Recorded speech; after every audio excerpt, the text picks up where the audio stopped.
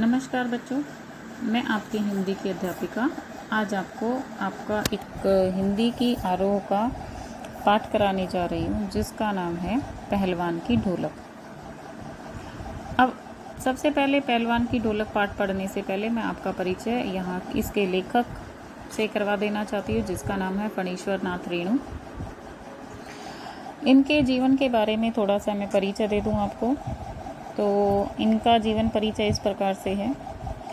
हिंदी साहित्य में आंचलिक उपन्यासकार के रूप में प्रतिष्ठित कथाकार फणीश्वर नाथ रेणु का जन्म 4 मार्च 1921 को बिहार के पूर्णिया जिले के अब अररिया के औराही हिंगना में हुआ था। इन्होंने 1942 ईस्वी के भारत छोड़ो आंदोलन में बढ़ चढ़कर भाग लिया और सन 1950 में नेपाली जनता को राजशाही दमन से मुक्ति दिलाने के लिए भरपूर योगदान दिया। इनकी साहित्यिक साधना व राष्ट्रीय भावना को मद्देनजर रखते हुए भारत सरकार ने इन्हें पद्मश्री से अलंकृत किया।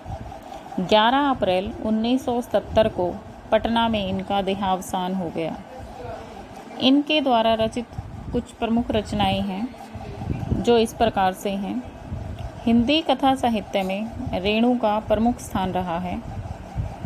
इनकी रचनाएं जो हैं वो इस प्रकार से हैं।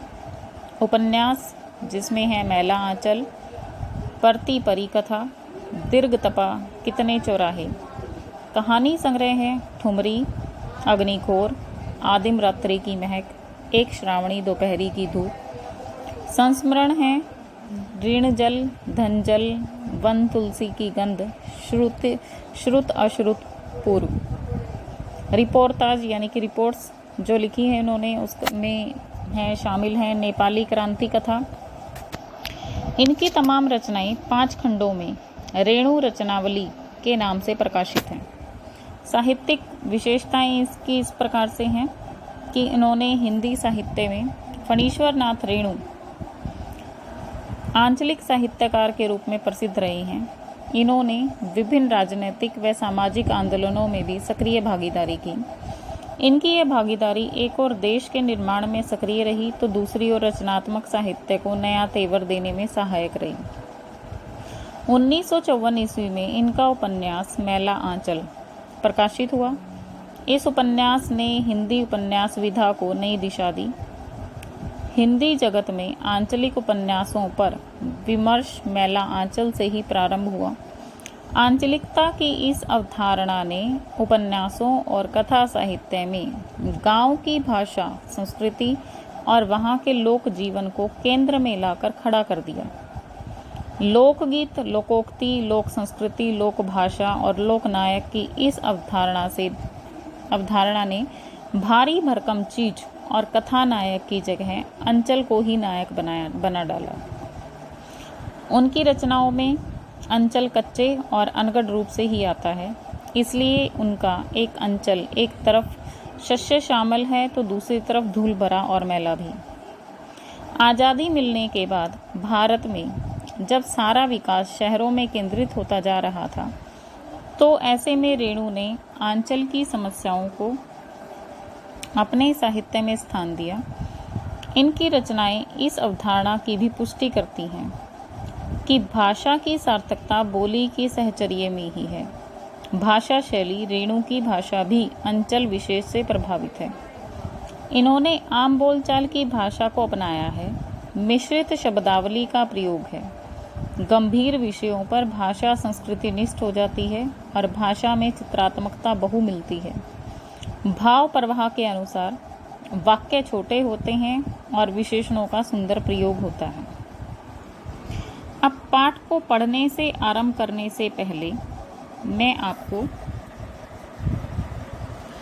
इस पाठ का प्रतिपाद्य या फिर इस बोलते हैं कि पाठ का सारांश समझा देती हूँ कि इस पाठ में है क्या, छोटे रूप में। तो जब पहलवान की जो ढोलक है ये कहानी व्यवस्था के बदलने के साथ साथ लोक कला और इसके कलाकार के अप्रासंगिक होने की जो कहानी है। राजा साहब की जगह नए राजकुमार का आकर जम जाना सिर्फ व्यक्तिगत सत्ता परिवर्तन नहीं, बल्कि जमीनी पुरानी व्यवस्था को पूरी तरह से उलट जाने और उस पर सभ्यता के नाम पर एकदम नई व्यवस्था को आरोपित हो जाने का प्रतीक है। यह भारत पर इंडिया के छा जाने की समस्या है, जो लुट्टन पहलवान को लोक कलाकार के आसन से उठाकर पेट भरने के लिए हाय तौबा करने की निहिता को भूमि पर पटक देती है। ऐसी स्थिति में गांव की गरीबी पहलवानी जैसे शौक को क्या पालती।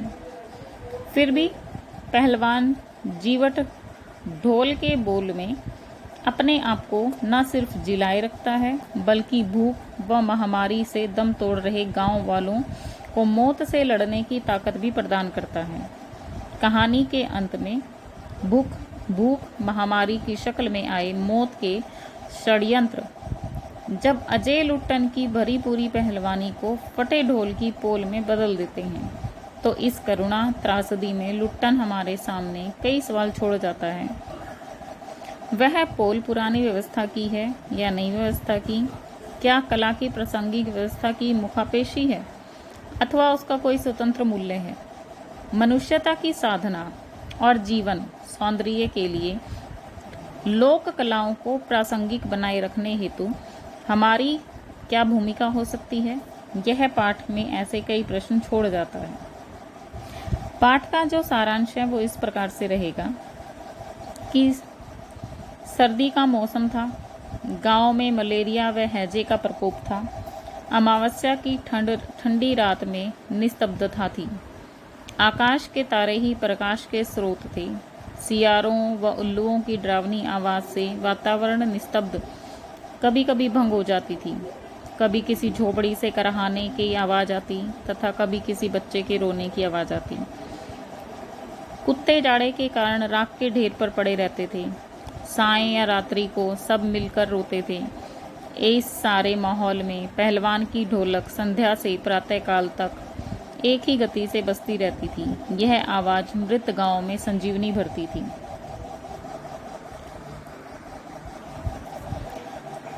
गांव में लुट्टन पहलवान प्रसिद्ध था। 2 वर्ष की आयु में वह अनाथ हो गया। उसकी शादी हो चुकी थी। उसकी विधवा सास ने उसे पाला। वह गायें चराता, ताजा दूध पीता तथा कसरत करता था। गांव के लोग उसकी सास को तंग किया करते थे। लुट्टन इनसे बदला लेना चाहता था। कसरत के कारण वह किशोरावस्था में ही पहलवान बन गया था। एक बार लुट्टन शामनगर मेला में दंगल देखने गया। पहलवानों की कुश्ती व दांव पेंच देखकर उसने शेर के बच्चे को चुनौती दे डाली। शेर के बच्चे का असली नाम चांद सिंह।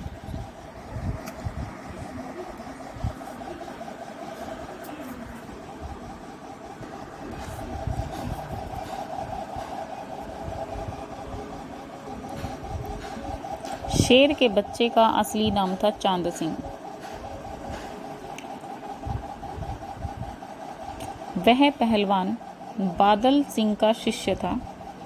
3 दिन में उसने पंजाबी व पठान दोनों पठान पहलवानों को हरा दिया था।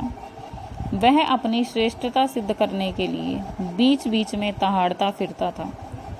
शामनगर के दंगल व शिकार प्रिय वृद्ध राजा साहब उसे दरबार में रखने की सोच रहे थे कि लुट्टन ने शेर के बच्चे को चुनौती दे दी। दर्शक उसे पागल समझते थे। चांद सिंह बाज की तरह लुट्टन पर टूट पड़ा, परंतु वह सफाई से आक्रमण को संभाल उठ खड़ा हुआ। राजा ने लुट्टन को समझाया और कुश्ती से हटने के लिए कहा, किंतु लुट्टन ने लड़ने की इजाज़त मांगी। मैनेजर से लेकर सिपाहियों तक ने उसे समझाया, परंतु लुट्टन ने कहा कि इजाज़त ना मिली तो पत्थर पर माथा पटक कर मर जाएगा। भीड़ में अधीरता थी। पंजाबी पहलवान लुट्टन पर गालियों की बौछार कर रहे थे। दर्शकों से लड़ने की अनुमति देना चाहते थे। विवश होकर राजा साहब ने इजाज़त दे दी। बाजे बजने लगे, लुट्टन का ढोल भी बजने लगा। चांद ने उसे कसकर दबा लिया था। वह उसे चित्त करने की कोशिश में था। लुट्टन के समर्थन में सिर्फ ढोल की आवाज़ थी, जबकि चांद के पक्ष में राजमत व बहुमत था। लुट्टन की आंखें बाहर निकल रही थी। तभी ढोल की पतली आवाज़ सुनाई दी, धाक धीना तिरकट तिना, धाक धीना तिरकट तिना। इसका अर्थ था, दांव काटो, बाहर हो जाओ। लुट्टन ने दांव काटी तथा लपककर चांद की गर्दन पकड़ ली। ढोल ने आवाज़ दी, चटाक चट धा, अर्थात उठाकर पटक दे। लुट्टन ने दांव पर जोर लगाकर चांद को जमीन पर दे मारा। ढोलक ने धिना धिना धिक धिना कहा और लुट्टन ने चांद सिंह को चारों खाने चित्त कर दिया। ढोलक ने वाह बहादुर की ध्वनि की तथा जनता ने माँ दुर्गा की, महावीर जी की, राजा की जय जयकार की। लुट्टन ने सबसे पहले ढोलों को प्रणाम किया और फिर दौड़कर राजा साहब को गोद में बिठा लिया। राजा साहब ने उसे दरबार में रख लिया। पंजाबी पहलवानों की जमायत चांद सिंह की आंखें पोंछ रही थी। राजा साहब ने लुट्टन को पुरस्कृत ना करके उसे अपने दरबार में सदा के लिए रख लिया। राज पंडित व मैनेजर ने लुट्टन का विरोध किया कि वह क्षत्रिय नहीं है। राजा साहब ने उनकी एक न सुनी। कुछ ही दिन में लुट्टन सिंह की कीर्ति दूर दूर तक फैल गई। उसने सभी नामी पहलवानों को हराया। उसने काला खां जैसे प्रसिद्ध पहलवान को भी हरा दिया।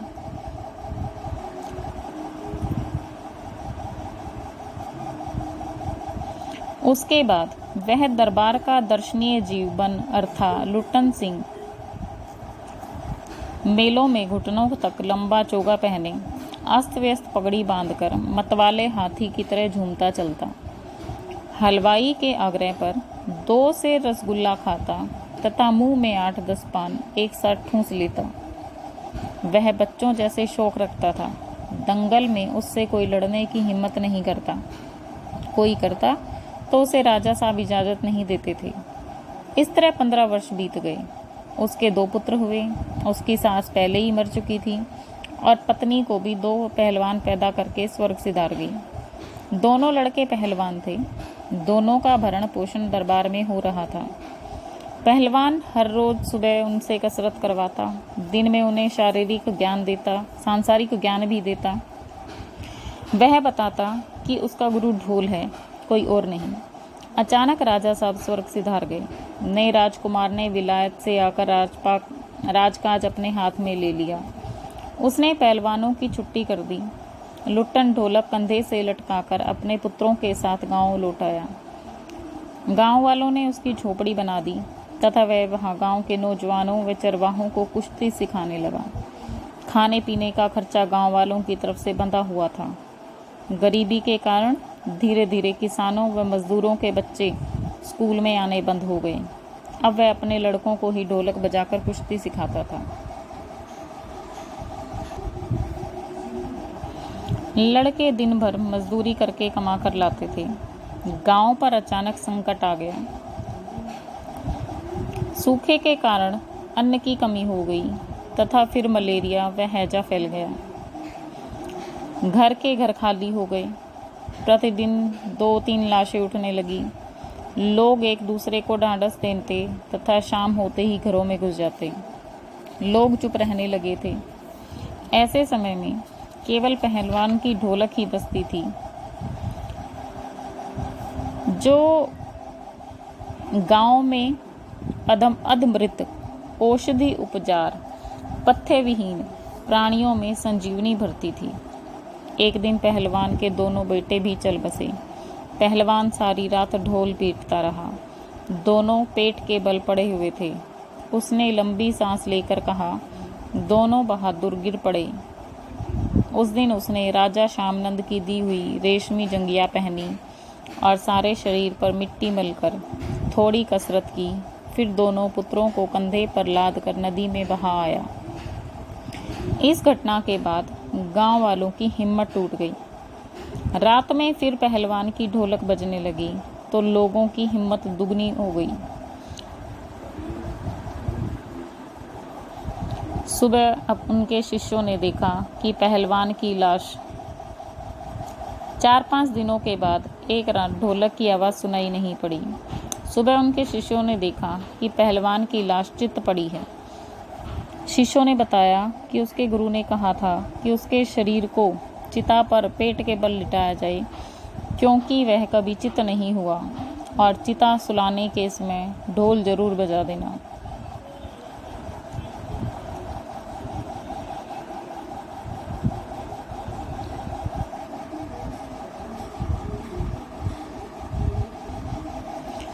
यहाँ पर इस पाठ के सारांश में हमें ये पता चलता है कि लुट्टन जो है बचपन में 9 वर्ष की आयु में उसकी माता पिता की मृत्यु हो गई थी और उसका लालन पोषण उसकी विधवा सास ने किया। सास पर हुए अत्याचारों को देखकर बदला लेने के लिए वह पहलवानी करने लगा। किशोरावस्था में उसने श्यामनगर दंगल में चांद सिंह नामक पहलवान को हराया तथा राज पहलवान का दर्जा हासिल किया। उसने काला खां जैसे प्रसिद्ध पहलवानों को जमीन सुंघा दी तथा अजय पहलवान बन गया। 15 वर्ष तक राज दरबार में रहा और उसने अपने दोनों बेटों को भी पहलवानी सिखाई। राजा साहब के अचानक स्वर्गवास के बाद नए राजा ने उसे दरबार से हटा दिया। वह गांव लौट आया। गांव आकर उसने गांव से बाहर अपना अखाड़ा बनाया तथा ग्रामीण युवकों को कुश्ती सिखाने लगा। अकस्मात सूखा व महामारी के से गांव में हाहाकार मच गया। उसके दोनों बेटे भी इस महामारी की चपेट में आ गए। वह उन्हें कंधे पर लाद कर नदी में बहा आया और पुत्रों की मृत्यु के बाद वह कुछ दिन अकेला रहा और अंत में चल बसा। देखिए, यहाँ पर एक बात भी सामने निकल कर आती है कि पहलवान ने अब ढोल को अपना गुरु कहा था। वो ऐसा क्यों कह रहे थे, इसके पीछे एक वाक्य है। वो ये कहते हैं कि वास्तव में लुट्टन पहलवान का कोई गुरु नहीं था। वह पहली बार जब दंगल देखने गया तो वहाँ ढोल की थाप पर दांव पेंच चल रहे थे। पहलवान ने इन थापों को ध्यान से सुना और उनमें अजीब सी ऊर्जा भर गई। उसने चांद सिंह को ललकारा और उसे चित्त कर दिया। ढोल की थाप ने उसे दंगल लड़ने की प्रेरणा दी और वह जीत गया। इसलिए उसने कहा है कि उसका कोई गुरु नहीं, बल्कि यह ढोल ही उसका गुरु है। इसमें कुछ पंक्तियां हैं जिसका जो है ये हमारे एग्ज़ाम में जो है पूछे जा सकती हैं। कुछ पंक्तियां जिनको जो है दी जाती है और उसका आशय पूछा जाता है। यहाँ पर आपको मैं कुछ पंक्तियां दे रही हूँ या बता रही हूँ जिसका जो है आपको आशय स्पष्ट करना है। जैसे मैं समझा भी दूंगी आपको। जैसे कुछ पंक्तियां हैं, जैसे आकाश से टूटकर अभी कोई युवक तारा पृथ्वी पर जाना भी चाहता हो तो उसकी ज्योति और शक्ति रास्ते में ही शेष हो जाती है। अन्य तारे उसकी भावुकता अथवा असफलता पर खिलखिलाकर हंस पड़ते थे। इसका आशय हम इस प्रकार से स्पष्ट कर सकते हैं। जैसे लेखक अमावस्या की रात की विभीषिका का चित्रण करना चाहता है या चित्रण करता है। महामारी के कारण गांव में सन्नाटा है। ऐसी स्थिति में कोई भावुक तारा आकाश से टूटकर उसकी रोशनी गांव वालों को देना चाहते थे तो भी उसकी चमक, उस शक्ति रास्ते में ही खत्म हो जाती है। तारे धरती से बहुत दूर हैं। भावुक तारे की असफलता पर अन्य तारे खिलखिलाकर हंसने लगते हैं। दूसरे शब्दों में, स्थिर तारे चमकते हुए लगते हैं तथा टूटा हुआ तारा समाप्त हो जाता है। ऐसे ही और पंक्तियां हैं, जैसे अंधेरी रात चुपचाप आंसू बहा रही थी। निस्तब्धता सिसकियों और आहों को बलपूर्वक अपने हृदय में ही दबाने की चेष्टा कर रही थी। इसका आशय जो है वो ये रहेगा कि गांव में छाई हुई मायूसी को देखकर लगता था कि मानो अंधेरी रात भी रो रही है। ऐसा लगता था कि खाली पड़े आकाश में करुणा कराहें अपने मन में दबा लेना चाहती हो ताकि गांव का दुख कम हो सके। कुछ पंक्तियां और हैं, जैसे रात्रि अपने विभीषिताओं के साथ चलती रही, यद्यपि गांव का परिवेश भयानक और उदासी से भरपूर था, अतः रात भी इस मायूसी को समेटे अपनी गति से बीतती रही।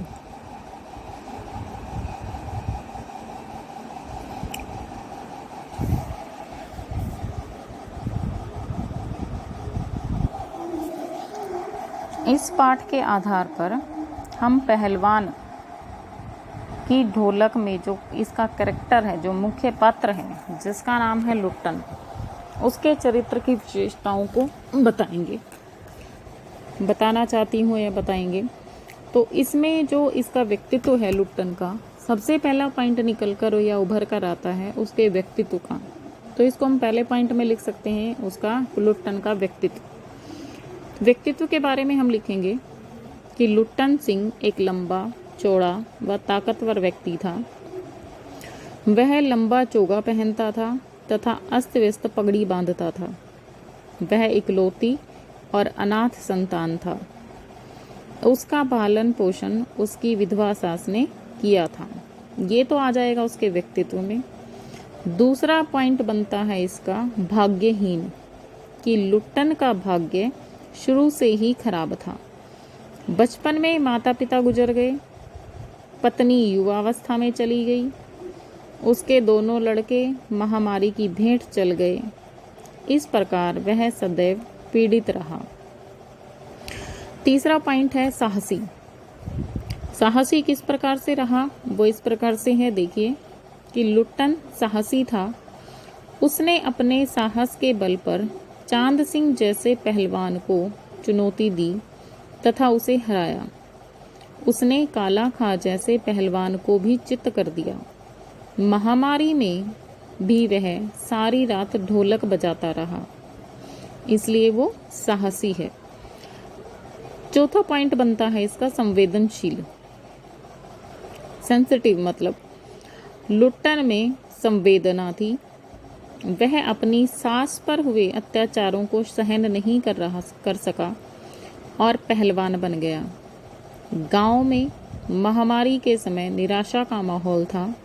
ऐसे में वह रात में ढोल बजाकर लोगों को जीने के प्रति उत्साहित करता था।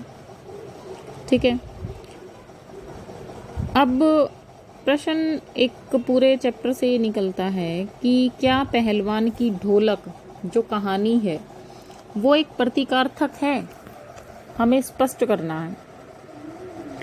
तो इसका उत्तर जो है वो इस प्रकार से रहेगा कि पहलवान की ढोलक कहानी व्यवस्था के बदलने के साथ लोक कला और इसके कलाकार के अप्रासंगिक होने का रेखांकित करती है।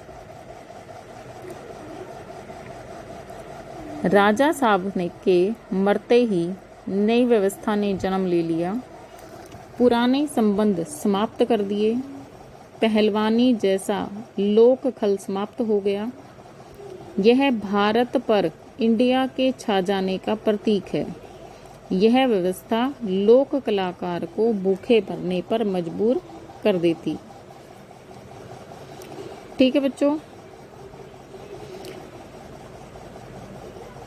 अब इस पाठ को आप अच्छे से पढ़ लीजिए, समझ लीजिए और इसके बारे में जो है अच्छे से पढ़िए, समझिए और जो इसके अभ्यास के प्रश्न हैं उनको करने का प्रयास कीजिए।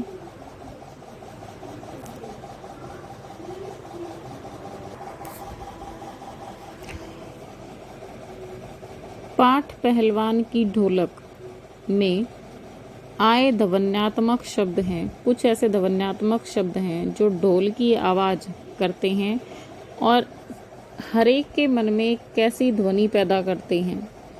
तो यहाँ पर जो कुछ ऐसे शब्द हैं जिसके ढोल की आवाज़ को सुनकर जो लुट्टन पहलवान था वो उसे अपना गुरु मानता था, और पहली बार जब वो जंगल में दंगल देखने गया शामनगर मेले में, तो उसने ढोलक की आवाज़ सुनी और उस ढोलक की आवाज़ से वो काफ़ी प्रभावित हुआ और उसने चांद सिंह पहलवान को जो है हरा दिया। और ढोलक की आवाज़ और लुट्टन के दांव पेच में तालमेल था। कुछ ऐसी आवाज़ें हैं जिसका उसकी कुश्ती से जो है तालमेल अच्छा बैठता था। वो हैं शब्द चटाक चटधा, उठा पटक दे, ढाक दीवा वाह पट्ठे, चट गिड़धा मत डरना, धाक धिन तिरकिट तिन, दांव काटो बाहर जाओ, और हैं धिना धिना धिक धिन, यानी कि चित्त करो। कुछ ऐसे शब्द हैं, आप लोगों के मन में भी इसी प्रकार के कुछ शब्द हैं, जैसे ढोलक कुछ की थाप जो जाती है और आपके मन में कुछ ऐसे विचार आ जाते हैं। तो आप अपने मन के विचार भी यहाँ पर बता सकते हैं कि आपके मन में कौन कौन से विचार जो हैं वो आए हैं। ये देखिए, यहाँ पर हमारी बुक में भी पाठ का सारांश जो है वो दिया गया है, और वो इस प्रकार से है कि फणीश्वर नाथ रेणु की प्रतिनिधि कहानियों में पहलवान की ढोलक भी शामिल है। यह कहानी कथाकार रेणु की समस्त विशेषताओं को एक साथ अभिव्यक्त करती है।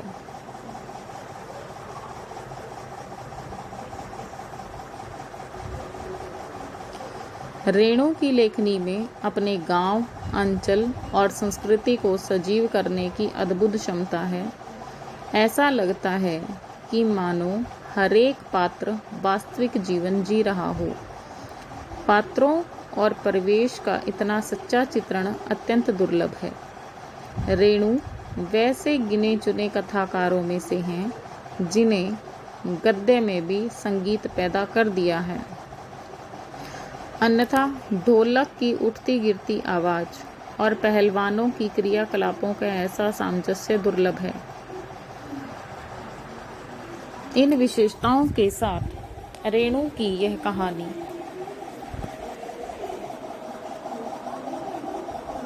राजा साहब की जगह नए राजकुमार का आकर जम जाना सिर्फ व्यक्तिगत सत्ता परिवर्तन नहीं,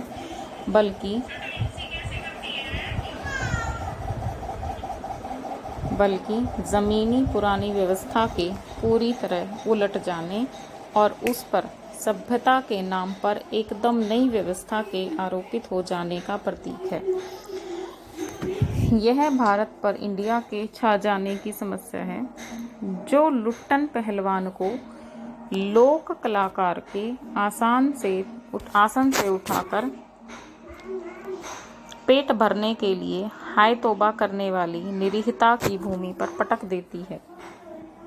ऐसी स्थिति में गांव की गरीबी पहलवानी जैसे शौक को क्या पालती। फिर भी पहलवान जीवट ढोल के बोल में अपने आप को ना सिर्फ जिलाए रखता है, बल्कि भूख व महामारी से दम तोड़ रहे गांव को मौत से लड़ने की ताकत देता रहता है।